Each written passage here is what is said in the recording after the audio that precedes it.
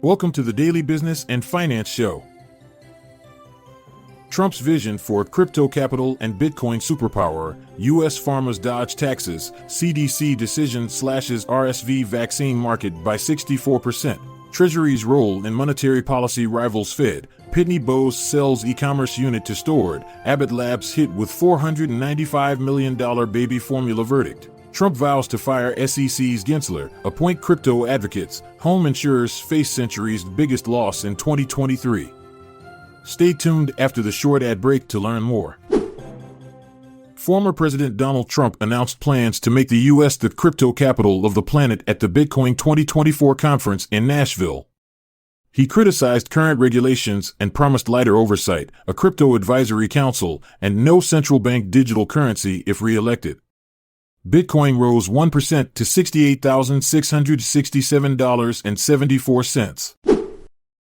Bitcoin turned positive after former President Donald Trump announced he would include the cryptocurrency in a strategic national stockpile if re-elected.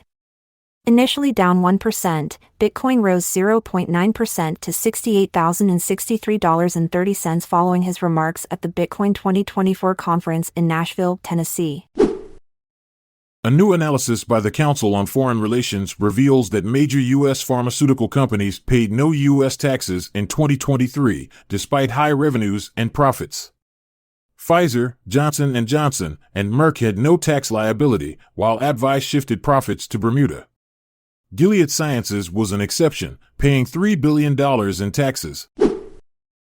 Airfinity has reduced its U.S. market forecast for respiratory syncytial virus vaccines in older adults by 64% to $1.7 billion.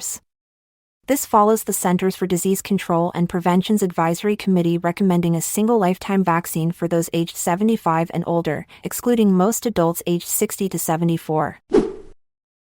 The U.S. Treasury Department is influencing financial conditions by issuing more short-term debt, a strategy called activist treasury issuance. This approach, led by Janet Yellen, complicates the Federal Reserve's efforts to control inflation. The Congressional Budget Office recently increased its 2024 budget deficit estimate to $1.9 trillion. Logistics startup Stored is acquiring the e-commerce fulfillment services operations of Pitney Bowes, according to a report. Pitney Bowes stock rose 12% in after-hours trading.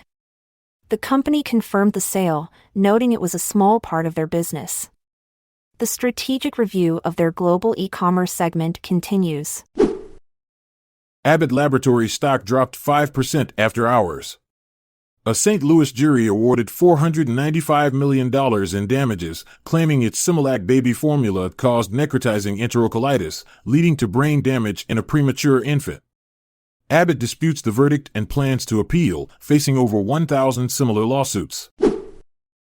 Donald Trump announced plans to fire the head of the United States Securities and Exchange Commission, Gary Gensler, and hire pro-cryptocurrency regulators if elected president.